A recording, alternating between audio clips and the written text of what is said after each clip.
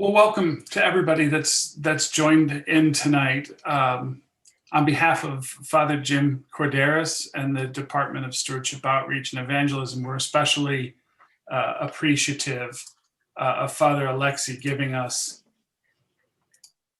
his time tonight. And I'm hoping that many of you may have taken a look at some of his work. His and his Goyans, I should be fair, and I know he'll share credit widely with everybody.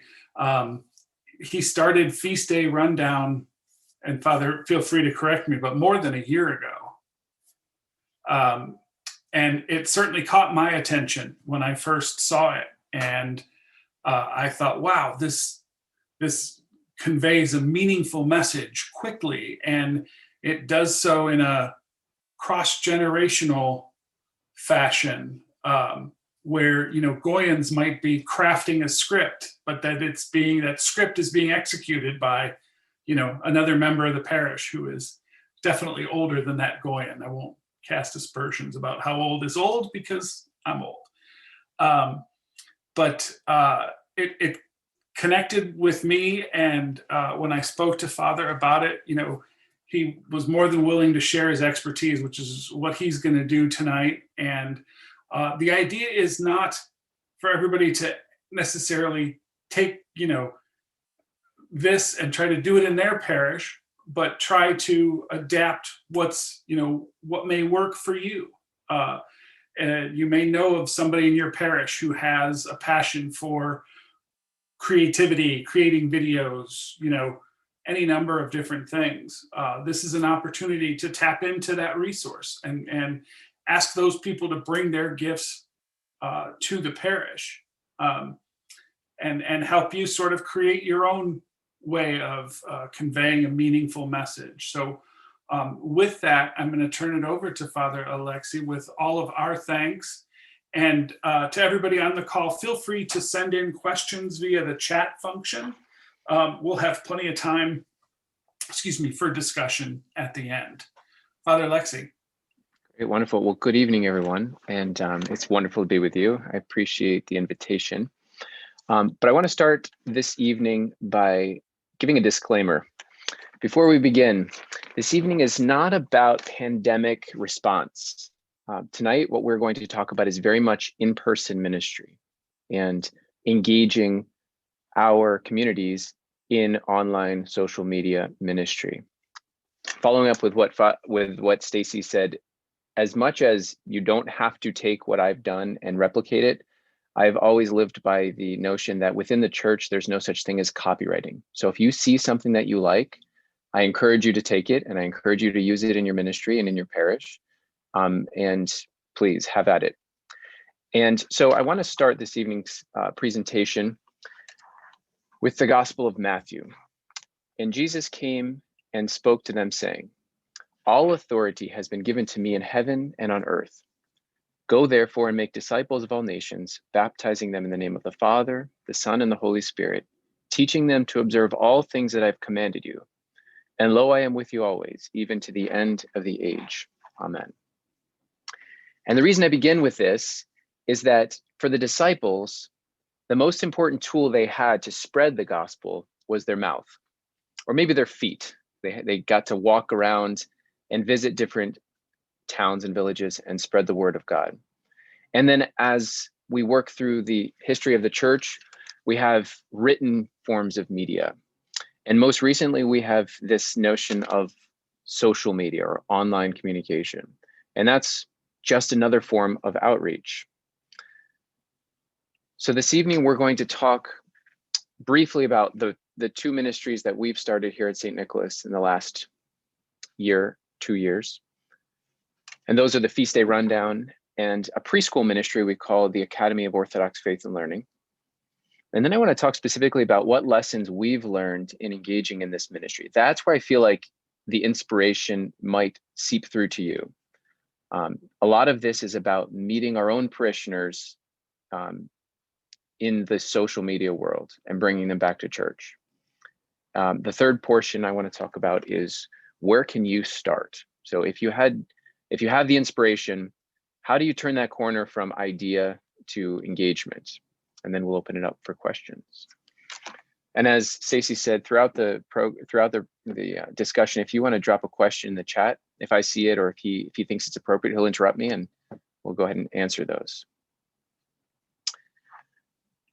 So first up, I wanted to show you this timeline. On the top, we have the timeline for the feast day rundown. On the bottom, the timeline for the Academy of Orthodox Faith and Learning. And it's important to understand how these things came into being, because that's a part of the reason that they're important. So the feast day rundown actually starts, the story is that a parent of a Goyan came up to me and he said, "Father, I have an issue.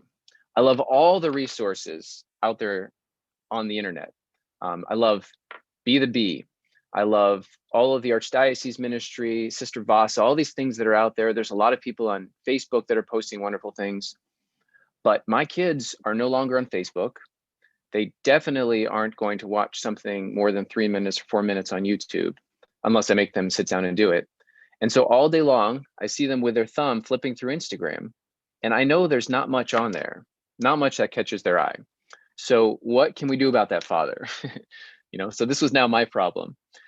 And to be honest, my first reaction was, it's an impossible battle, and I don't have time to create social media content for your child to feel like I'm not able to engage them in person because they won't come, but instead I'll reach out to them on their phone.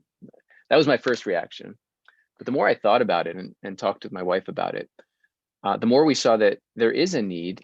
And also the engagement is two ways, right? So participation in something, giving and receiving, is an opportunity.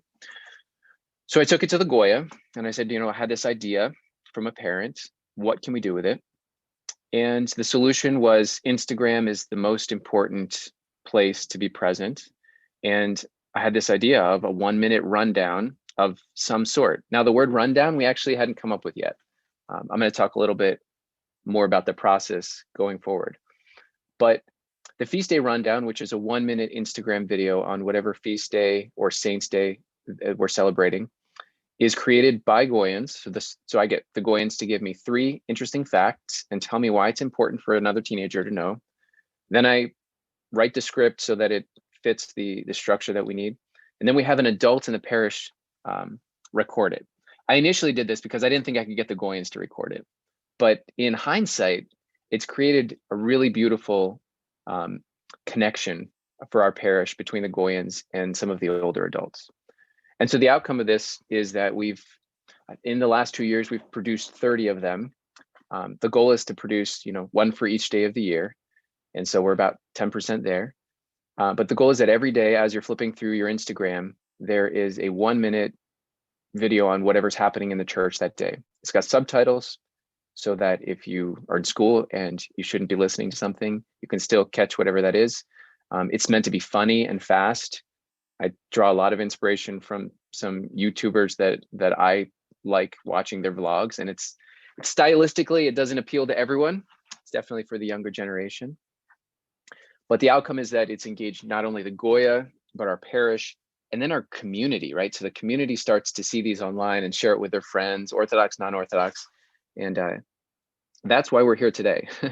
Not because I came up with some novel idea to do internet ministry. We have an incredible department at our archdiocese. We've got Steve Christoforou and others producing incredible content, much deeper content, to be quite honest.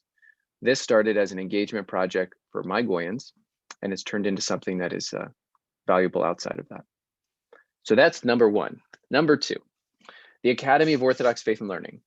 So here at St. Nicholas in Bethlehem, we have a 80-student preschool, ages 2 up to kindergarten. And this past summer, we sat down as an advisory committee for the Academy, and we said, oh no, what's going to happen in the fall? We have no idea. There's a complete unknown. There's basically 3 opportunities: full in-person, hybrid, or full online. And so we came up with 3 different plans. And one of the plans was to use the summer months to create content to solve the problem of lack of connection for these young people who will no longer be coming to the school or church if we were in this situation where there would be a full lockdown. So the problem was really based around young children, especially not having a connection with their priest. So again, it started as a local need. And the solution was to continue what we do at our preschool as at home in the form of a daily routine for Orthodox Christian preschoolers. Thanks be to God, we didn't need that. We were able to be in full person from the beginning of the school year. So we transitioned that into a 14-week daily routine, which we launched for free for anyone across the country. And the way it works is once you go to the website and you sign up for the MailChimp list, then you receive an email every day at 5:30 in the morning. And we'll talk a little bit more about what's included in those emails. But again, the process here is the teachers did the majority of the recording. Father Alexey, the video producer, produced it all. And then we set up a website and used MailChimp to send those emails. So the outcome, a resource not only for our school community, but also for those 500 families that have since signed up to participate, to create a connection to the church in a time when there is less connection for our youth than normal. So now we're going to go through and we're going to get to see a little bit and hear a little bit from the different ministries. So I picked 3 videos from the Feast Day Rundown, 2 that have been published, 1 that hasn't been published yet. We're at like 970 subscribers. So I thought I'd do something special for 1,000. But it kind of describes the goal of it. So I'm gonna play each of these. They're all a minute long. And first we have the first ever episode. So in my mind, I knew that if I could get Yaya Mary to do an episode, no other adult would say no to me. So I picked her very strategically. Not only is she engaging, but she was probably the hardest ask I ever had to do. Ever since her video, everyone else has been very quick to say, I would love to be involved in it. So I'm going to go ahead and play this. Enjoy. My name is Mary, and this is the Feast Day Rundown. Your church, your faith, in your feed. Today is September 8th, the Nativity of the Theotokos. You know, the Virgin Mary's birth. She was born to holy parents, Joachim και Anna. Oh, I said "que" instead of "and." This is a very important event because Jesus was born from Mary. Feast day fact, this feast is the first feast of the church calendar. Can you guess which feast ends the church calendar? Yep, the Dormition or death of the Virgin Mary. Where does this fall on the church's timeline? Let's see. 16 or 17 years before the birth of Jesus. Why is this feast significant for the average teenager? Well, given that everyone listens to their mother, having a relationship with the Theotokos is something the Orthodox have always found to be significant. Today's script was written by Marina, a Goyen from St. Nicholas, Bethlehem. And that's the rundown. So as you can see, if any of you haven't seen one of these before, they're very fast-paced. I record it sentence by sentence and then cut them together so that there's really no dead time in it.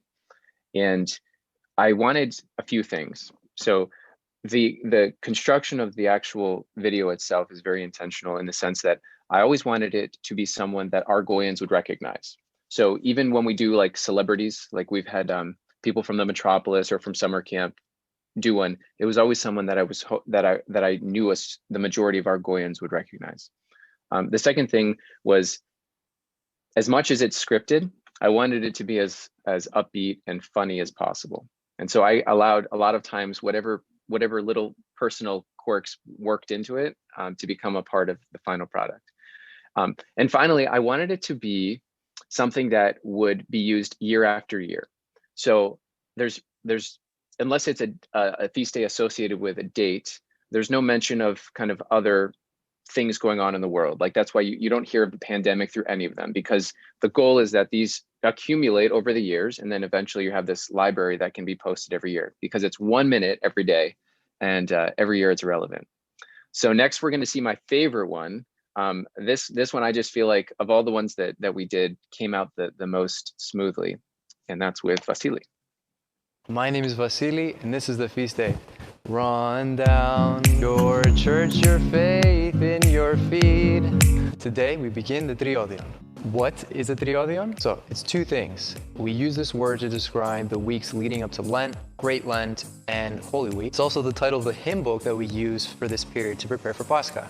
Feast day fact. Instead of binge eating before Lent, the triodion starts to wean us off food and shift our focus to humility, forgiveness, and repentance. It does this with the parables of the publican and Pharisee, the prodigal son, and the Last Judgment. Where does the triodion fall in the Orthodox calendar? It's a movable feast starting 3 Sundays before Great Lent. So why is this significant to the average teenager? In the same way we prepare for fasting by slowly changing our eating habits, we learn through what? We learn that it's through slow and steady adjustments we work our way out of sinful habits, with God's help and the tools of the church. Today's script was written by Alex, a Goyen from St. Nicholas, Bethlehem. And that's the rundown. So that's the second one. The other component here was making sure that all the scripts were written in a very similar style so that they sounded the same.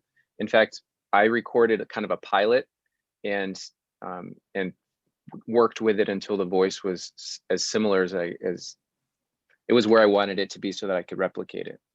And so this is the third one. This is something that we haven't put up yet. I just made it last week, but eventually we'll get to 1,000 subscribers. My name is Father Alexey, and this is the Feast Day Rundown. Your church, your faith, in your feed.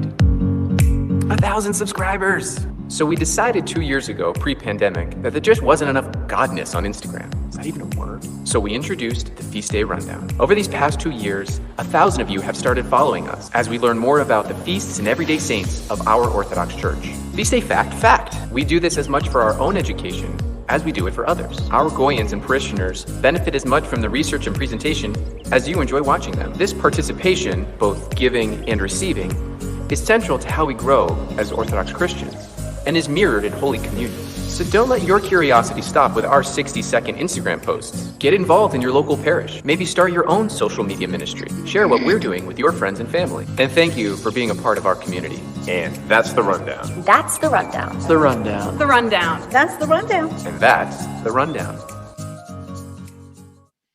So as you can see, I'm totally channeling my inner Steve Christoforou, right? Like there's a very kind of like set template out there of what engagement looks like.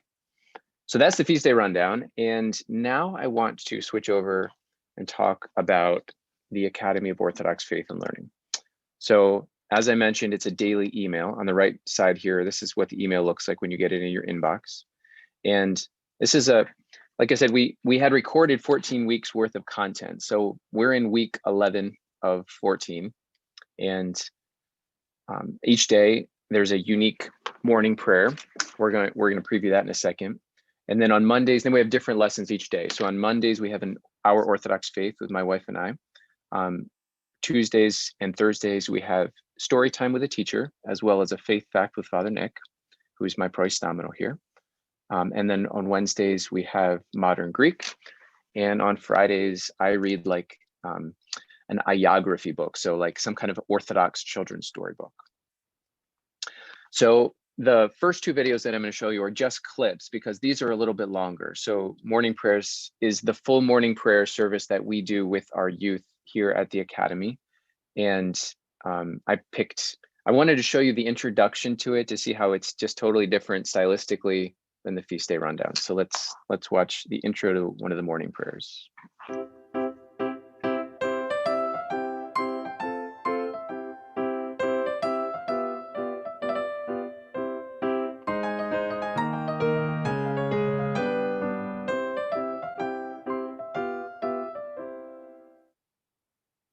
Good morning, friends. Prayer time with Miss Joanna. First, it's the joke of the day.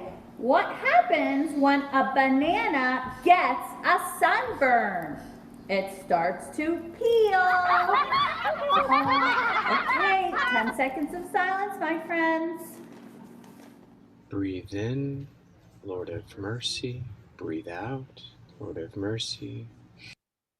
So this is like how we begin morning prayers every day here at the Academy, with a joke. And it starts this relationship with the clergy that is very important to the formation of the spiritual life. So it's one of the things that we really focus on at St. Nicholas. Our Greek school students once a year have an opportunity to come to confession. I'm downstairs in the academy all the time with morning prayers. And that familiarity is what we were worried we were going to lose with this pandemic. So thanks be to God. It seems like one of the feedback that we've gotten actually from people that even are not our parishioners are like, my children think you're their new best friend. We can't wait to meet you someday. And so it clearly has accomplished that goal. But one of the other forms of a routine is that when we have repetition in our lives, we start to grow habits. And so morning prayers is particularly important, especially for prayers like this next one that I'm going to show you, where we took the prayer of Saint Philaret of Moscow and put sign language to it, or hand motions, I should say. And our children have learned it. And so I should say, this is all footage from last year. So it was really good that I recorded one of these last year. I've been relying on it so heavily. O Lord, grant me to greet the coming day in peace. Help me in all things to rely on your holy will. In every hour of the day, reveal your will to me. Bless my dealings with all who surround me. Teach me to treat all that comes to me throughout the day with peace of soul and the firm conviction that your will governs all. In all my words and my deeds, guide my thoughts and my feelings. In unforeseen events, let me not forget that all are sent by you. Teach me to act firmly and wisely without embittering or embarrassing others. Give me the strength to bear the fatigue of this coming day and all that it will bring. Direct my will, teach me to pray, pray you yourself in me. Amen. So as you can imagine, having 80 youth here Monday to Friday at the Academy at St. Nicholas is just an incredible blessing. They bring so much life into our world, but this relationship is also one that's ongoing now through this program, through this project.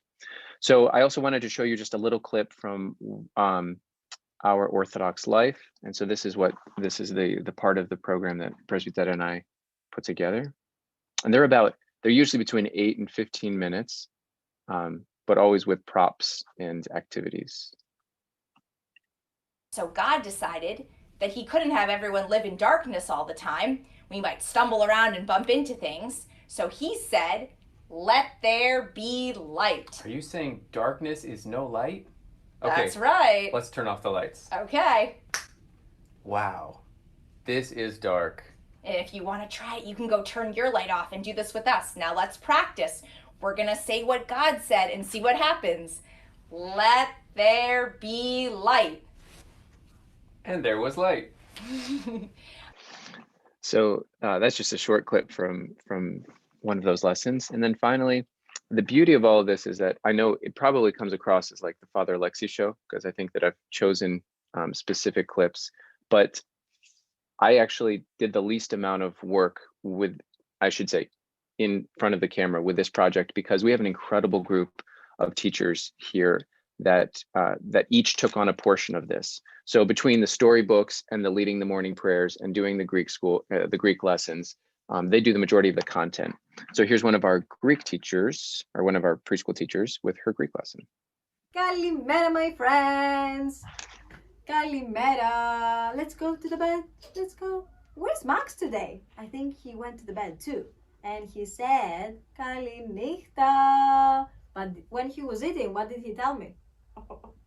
He said, Kalispera. All right. Who knows how to count in Greek? Raise your hand. Okay. Who knows what the first number is? Number 7. No. Number 22. No. Number 1. 1, 2, 3, 4, 5, 6, 7, 8, 9, 10. All right. So this is the Academy of Orthodox Faith and Learning. All right, so this is, I think, the most important part of my talk is sharing some of the lessons that we've learned. This particular slide is mostly focused on the feast day rundown. So I wanted to start with picking and choosing the right online platform is very important for having success. And the way that you do that is you focus on the end user. So in this case, it was Argoians. We asked them which platform to use. They said, realistically, the only one that you can use, that we all use, is Instagram. And so we had to match the style to Instagram. So we were kind of pigeonholed into this 1-minute video concept because that's the maximum amount of time that you can work, or that you can upload a video to Instagram without it needing to be used through their sister company that does longer videos. The next was leadership. It was important to me that this not just be another one of Father Alexey's tasks, because I would love to make videos, but it needed to be a little bit more engagement. So I would say that the Goyans from the beginning, I really needed them. I needed their help with naming it. So I didn't want to pick the name myself, with figuring out how the videos should look, and then also the theme of the video. So they came up with this concept of the feast day rundown. We had a nice fun brainstorming session at one of our meetings. And so they took some ownership of it there. And then immediately they were all scampering like, oh, I'm going to do my saint, I'm going to do my saint. And we populated the first year with just their interest. And so it's only since then that I've kind of started to flesh out the calendar and send them a saint. But leadership is not only engaging and allowing other people to do work, it's also following up. So I would say that whoever it is that takes on this ministry doesn't necessarily have to have the skills of the video editing or the writing of the script or even the content itself. The important part is pulling all these pieces together. And so leadership is, and also ministry is just about relationship. And so having someone who is organized and can bring this vision into action is very important. One of the things I did not expect was that it built an incredible amount of community. I was in the beginning thinking that I needed to get adults so that our teens would recognize them and click on the video. But it became the thing where every time I would ask someone to host one of the videos, they would get excited. And that's really a huge blessing for me as a priest. When your parishioners are excited that you call them and ask them to be your host or on Instagram for the church, for them to be excited is a huge win. So because of the success on Instagram with adults, we also started posting them on Facebook because that's where most of the adults are for their social media. And then most importantly, this was a teaching opportunity for everyone. So for the Goyans, looking up the facts, but also for the adults that were recording them.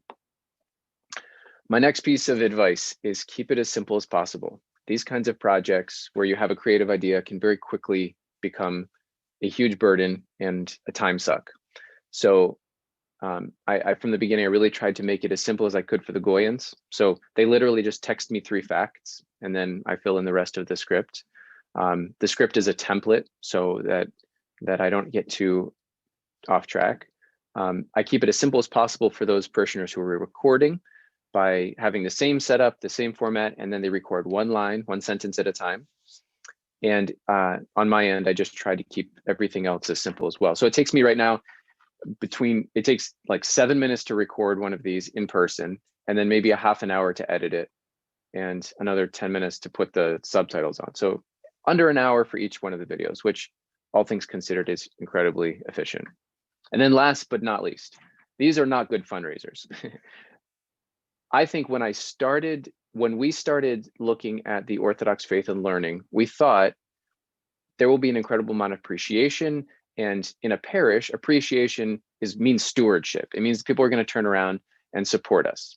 And so, yes, it's wonderful stewardship for your parish. So all the work you do that is on social media will be seen and recognized so much more by your people, who will then understand and appreciate the value of all the hard work that you're putting in the day-to-day. And for those priests that are on the call, you all know that so much of that is confidential and pastoral that sometimes people ask you what you do and you don't have anything to tell them because you've been busy all day with people's crisis moments. But it's great for stewardship. It's great for your children to find that their identity around your local parish is forming when their friends and peers see that these videos are out on Instagram. And it's also, I think, just a reality that the end users of multimedia are not trained to support. That's definitely not a younger generation concept. So I know I'm flying through this. We're gonna have plenty of time for kind of questions and answers, but where should you start? If I was sitting in your shoes and I was listening to this, I would want to be told the following. Just try and solve a problem. What is it in your parish that you need more of? Do you need more social engagement? Then maybe it's a get to know the parish council president. They did that very well down at my father's parish in Reading. Is it, I didn't come up with all these different examples, but finding a problem that needs to be solved in your parish and using that as your impetus is important. The second, the research component, is surround yourself with the people that can do this efficiently. Meaning, if you need to learn how to edit a video, probably not what you're being called to do. Maybe you're being called to pull it all together.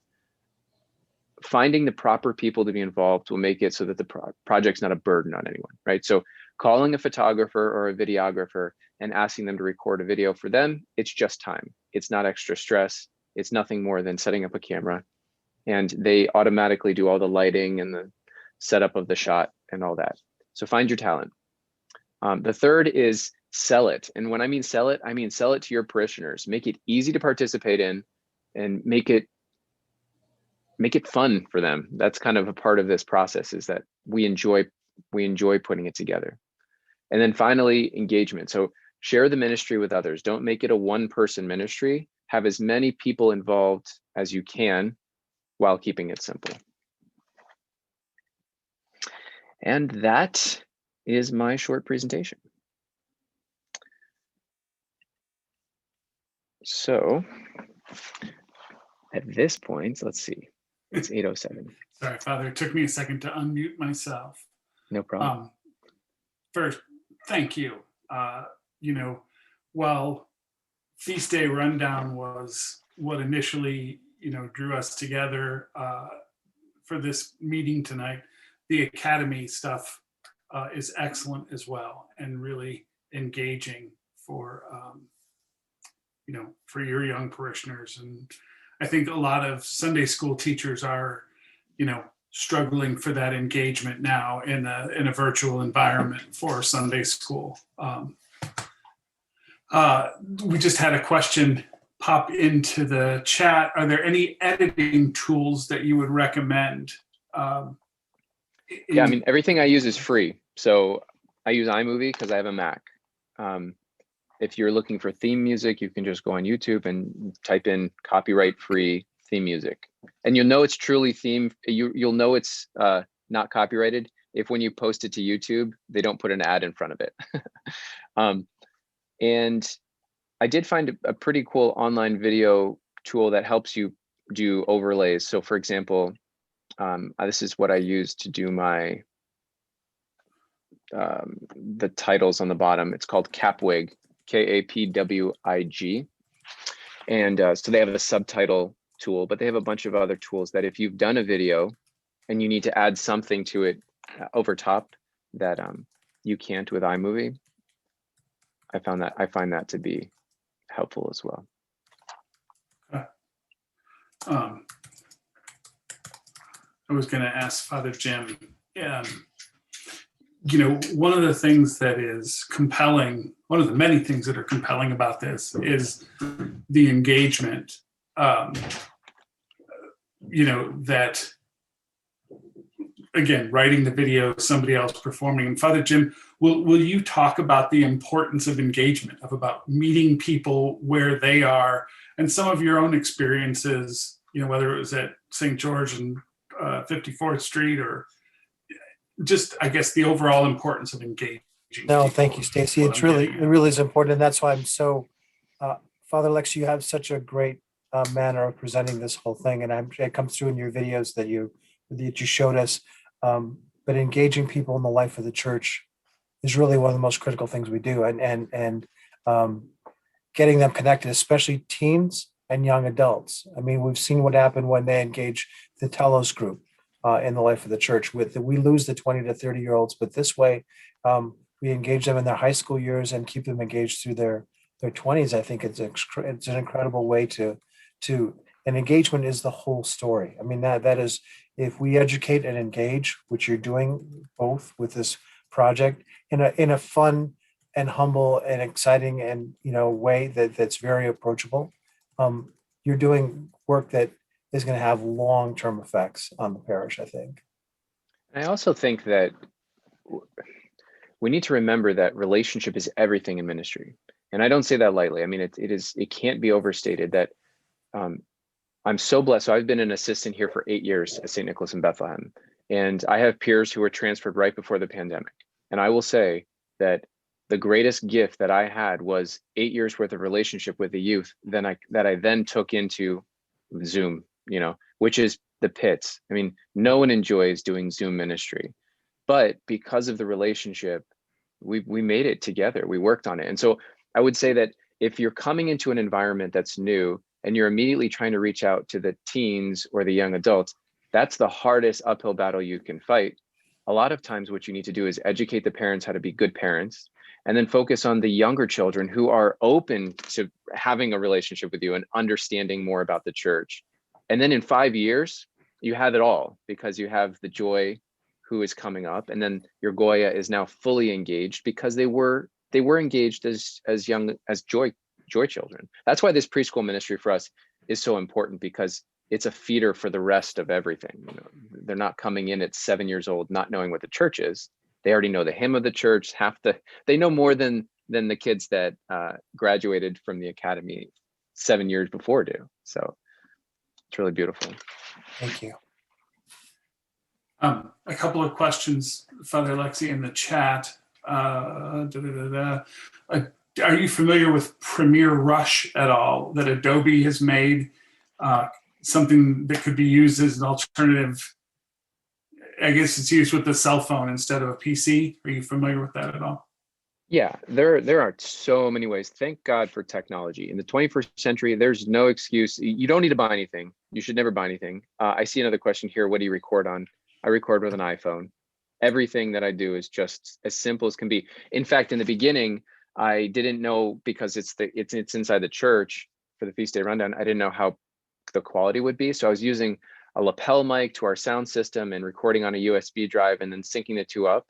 And I stopped because it wasn't worth the difference in quality. So I would say that one of the major lessons that I would give everyone is it's more important to have someone that knows what they're doing than to have the right equipment. So you could spend $100 on or $1,000 on a setup, but do it wrong. But you could use your iPhone and do it right. So having the right people is a part of, having the right talent is a part of this. And that means a young person. Yeah. I mean, in my parish in Columbus, Ohio, I'm co-chair of our stewardship committee. And one of the best things we ever did was draft a couple of 20-somethings onto our stewardship committee, because their way of thinking, the questions they asked, their perspective was all different and fresh, compared to the people who had been on the committee. So here's an easy way to find them. Go into your Goya and say, how many of you are interested in photography or art? And then go look at their Instagram page, and you'll tell immediately if they have an eye, because it has nothing to do with experience. It has everything to do with an eye. Like the rule of thirds, that is so far from being important, because people who have this kind of natural ability to set up a shot where you understand that if you have 2/3 beautiful background and 1/3 object, it's always going to pull you closer into the shot. Like that can be taught, but it doesn't need to be. And so finding someone who naturally takes beautiful photos is good enough. Yes, and Nick, to your point, somebody with a media background, age is irrelevant. I was, I guess, speaking in terms of fresh eyes when it came to stewardship. For this, it's anybody with, the skills in media to certainly apply. Father Alexey, Father Anastasios asked, and I don't know if you have any way of tracking viewership, but have you found that posts get higher viewership, readership at certain times of the day? I mean, do you have a time of day that you'll post videos because you know they'll get more Father, traffic? Father Anastasios and I are both nerds, but no, I have no analytics on my Instagram page. I do tend to post them early in the morning. And that's mostly so that more people can, I think if I was smart, I would post things at 10 a.m. That seems to be a sweet spot for when people read their email and check their phone. But honestly, I haven't thought too much about that. Okay. And I guess I'm only going to ask this because I feel like it'd be Pollyanna-ish not to. Have you met any resistance? Has there been anybody that's looked at Feast Day Rundown or the Academy material and said, what are you doing? You're right. So no, we're not that successful yet. I mean, that's one of the things in ministry that I think when you do it on like a national level, I'm sure like the comments come pouring in. I think maybe the worst, most critical comment I've gotten so far was, do you think maybe you could record closer to the camera because my kids can't see the pictures on the book? I mean, it's a great comment, you know. Sure. And I felt terrible that we had already recorded 8 weeks worth of content at that point. But that means they're paying attention, close attention. Yeah, and not only are kids paying attention, but their parents are paying attention too, and they're seeing where this is coming from. And I think it's important for us to remember that, again, and this is much more like a leadership ministry thing than how to engage, but having a presence in the community, whether it's online or, you know, I don't know, for many years I was saying the opening day prayer at my son's Little League. Having a presence in the community means a lot for your parishioners that you don't realize. That when they see you online or engaging, and here's another thing, I'm not a social media priest. You know, I have friends that are wonderful on social media and they share great articles, and we've got a metropolitan who is on social media and shares great articles. That's not my personality. So everyone has their skill set and what they bring to presence, but as a parish, the more presence you have online, the more people are put in a position to be proud, I guess you could say, or to have that kind of, to feel like they belong to something. Yeah. I think along those lines, Father Alexey, one of the common themes that I hear from people when it comes to communicating to a parish is, you know, what should I do? Social media, website, email, you know, I still need to make sure that older parishioners see things in print when they need to. And really the answer is all of the above. And I know that's a difficult one, but there are so many outlets and vehicles to choose from today that, you know, the audience is very fragmented or scattered because of that. And so you kind of do need to be everywhere every age group is going to be. Which is no small challenge, no small feat at all. Absolutely. But that being said too, we tend to minister to the generation below us best because we were just there and we've come through it with some kind of an experience. And so I think that, you know, I remember one of my classmates saying, you know, I can't wait to do youth ministry until I'm in my 50s or 40s. And a lot of that has to do with, you know, we grow up with the group below us and we will always minister best to them. So it's finding the people that can speak to different generations and enabling them. That's where this finding talent is so important, that we don't have to do it all ourselves. Other questions? And if you don't want to put them in the chat and you just want to raise your hand and politely ask, they're welcome. We've got just a few minutes left.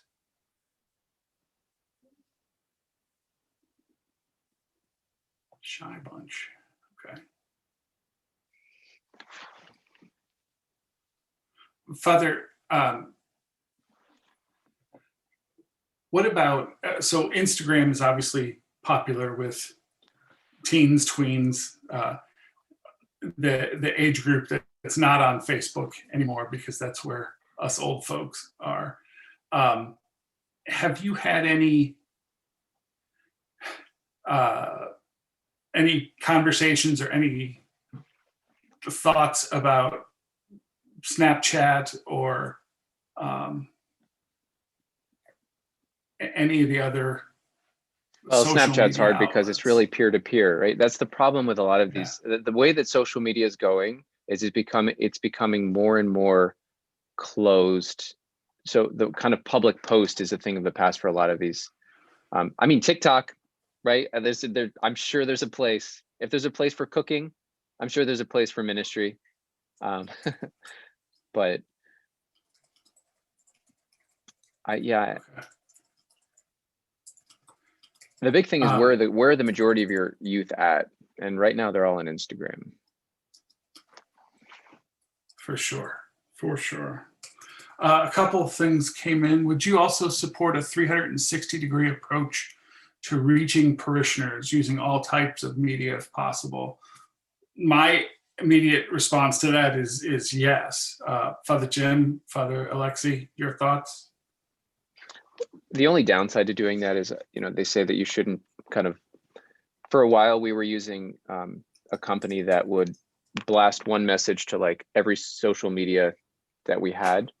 But people who are on multiple platforms tend to not like to see that over and over. So there's different ways that, like Twitter, for instance, is going to present differently than Instagram, and the message you give on each should be unique to the audience. So posting a photo on Twitter or text on Instagram, they become, they definitely don't help your message. But I would say that being on as many forms of social media as possible and posting, like you post photos to Instagram, you post text to Twitter, you post everything on Facebook, you publish your live videos through YouTube and then you play them on Facebook. It's possible. Broadcast, print, etc. That's the great clarification. We really struggle here in Bethlehem. We really struggle with print media because it's a large parish, and we've been doing print media for so long. But we've been doing an email, weekly email as well. We call it the weekend update. And because it's electronic and because it's weekly, you can have so much more. So we've just been balancing the two. We still do a monthly bulletin for now, anyways, in a paper form, with articles and trying to reach the generation, the needs of that generation, right? So it's more about photos and articles and monthly calendars, versus the social media is more about engagement and pulling in and inviting into what's happening today. And Father Jim, I apologize. You and I tripped our responses over one another. Yes, this video, once we edit it, will be posted along with the presentation, but I'm also happy to send anybody who wants Father Alexey's slide. If you want to email me, I put my email address there in the chat, and I'm happy to send it out to everybody. Did we cover everything? Lots of questions about where the presentation will be. Okay. Well, how about this? How about I just put the PDF of the presentation in the chat right now? That would be awesome. Whoever wants it can download it. That would be fantastic, Father. There you go. Obviously the videos won't be there, but you can go to Instagram or Facebook, or you could figure it out from the slides. Perfect. Have you found any more of like the feast day rundown content? Are Goyans coming to you, and saying, I want to do, this saint or this feast day, or I guess, how has it taken off amongst the group that's driving the content? Right, that brings up a good point. I think there's also seasons to social media. For example, I think that Great Lent and the Advent fast are wonderful times when people are being more conscious of their lifestyle choices. For those who are still on social media, it's a good time of the year to be active. So like with the feast day rundown, it's not like we've done one a week or whatever, we typically do 5 or 6 like within 2 weeks for that period of the year, and then we focus 4 months later on another block. The beauty of it is that they start to become redundant every year. You add more dates, and so you have something to post more frequently. But also just remembering that there are seasons to our liturgical life that are more important than others helps you focus on when's the most important time. Like, for example, the beginning of the summer is probably the worst time to try and inspire people to come to church. But the beginning of the fast, they're all looking for it. So they're in that position. What do you think about that, Father Jim? Because I guess there's an argument to be made on the other side of. No, I everything you said makes so much sense, and I'm just taking it all in because I appreciate your perspective. You're closer to your ear to the ground, and the people you're trying to reach. I just really respect the knowledge that you're putting forward and appreciate it, because we all need to start to think differently. Think and keep up and delegate to people who can do and keep up for us as well. So you talk, and it's about engaging people in the life if they can feel helpful. I mean, young professionals as well as even teens could really be engaged in the church, and we really want to engage them at that point because that's about the time that they start to check out. Yeah. So what you're doing is incredible ministry, and in so many dimensions, and some that are not clearly obvious right now. But I think you're affecting people's long-term spiritual lives in a great way. Thank God. And Father Alexey is modest in all things, but I also know that he's done some stewardship work with his Goyans. Now, I don't know if that is still an ongoing thing, but I know you tried it. I remember talking with you about this a couple of years ago, where you Goyans who were of the age to work, whatever that age is, you encourage them to become stewards of your parish at whatever level they were able to. And the net result was the kids brought some parents along who had maybe not been as. I don't want to take too much credit. We definitely from the beginning have encouraged the younger children to form good habits. So yes, Goya, like every year the Goyans have an opportunity to become a steward of the church. Like the thought process being most Goyans when they turn 18 have no idea that that's kind of an expectation. But if they go through Goya knowing that every year I give a stewardship of some like $5 to the church, it forms a habit. But I think, it's interesting. Every parish has a unique stewardship setup. For whatever reason, here at St. Nicholas, the less we talk about stewardship and money, the more people are engaged. So for some reason, our stewardship committee has found engaging people in relationship has done more for us in financial stewardship than sending extra mailers and awareness. I think it has to do with culture. We're on the more ethnic side. And I think it has totally up to where you live. But with young people, they're forming habits, and getting in on stewardship as early as possible is incredibly important. Because if they learn that a subscription to Disney Plus costs $7.99 a month, and that's just what it costs, they're going to have Disney Plus for the rest of their lives. If they learn that I just give $20 to the church every month, it becomes a part of their routine. And then it only becomes, is that really enough to support my parish? That's the question, not how much does the parish need from me? No priest likes to hear, how much does it cost to belong to your church? It's like, you've already lost them. That's a hard place to come back from. Yeah, indeed. Well, we're at the bottom of the hour, as they like to say in radio. And Father Alexey, thank you for your time this evening.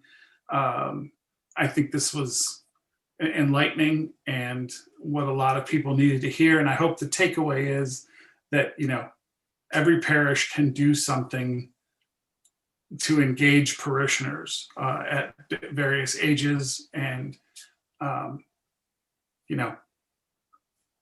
get them invested in their parishes and in the life of the church in a meaningful way. I wonder, Father Alexey, could I prevail upon you to close us in prayer? Could I say one more Father thing, Jim? Stacy? I just wanted to Please, say, my apologies. No.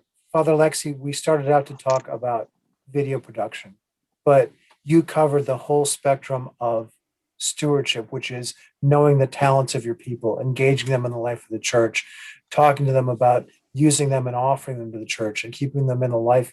I mean, this ministry might look like, oh, it's just about videos, but you have to look deeper and realize that this is a real lifelong. It's what we're supposed to be doing. We're supposed to be engaging people and knowing their talents. And it's not about you. Your humility comes through here, but you've really taken that part about it's not about me and made it really about everybody else. Although you're required and you're really pushing, the buttons here, but you're really making it about everybody else, which is an incredible example to all of us as parish leaders. So God bless you for what you're doing. Thank you. Sorry, Stacy, continue with the conclusion. I'm sorry. Okay.